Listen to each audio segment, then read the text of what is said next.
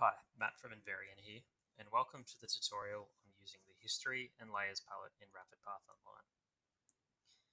In RapidPath Online, layers are useful because they let you add different vehicle paths on separate layers, and allow you to work on them independently without impacting other elements on the plan.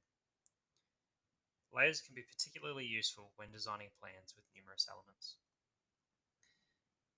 The Layers palette is located here in the bottom right of your screen. You'll notice that it is split into two sections, Layers and Base Map.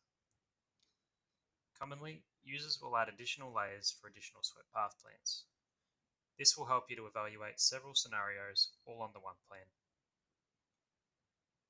To add a new layer to your plan, click the plus icon here. Adjacent to the Add Layer icon is the Flatten Layers icon. Clicking this button will bring all of the objects on your plan into one single layer. To rename any of the layers, just click on the three dots adjacent to the layer name. This will bring up a submenu where we can rename, adjust the opacity, or delete that particular layer. Once you have established your layers, you can adjust their order.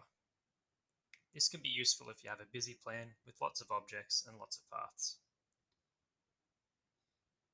You can adjust the visibility of a layer by clicking this eye icon. As you can see, this can be particularly useful if you have several swept path layers. You can then individually export each layer rather than having to create separate plans altogether. Under the Base Map submenu, you can switch between map types, giving you full flexibility for plan presentation. You can also choose whether the aerial imagery is switched on or off.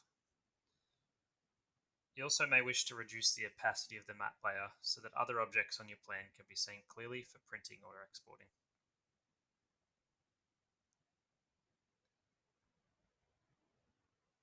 The History palette, located here, contains the list of changes that you have made on the plan. On the top right of the palette, there are two arrows that represent undo and redo operations. You can click any of the changes made to take you back to that particular point in the creation of the plan. Thanks for watching this tutorial.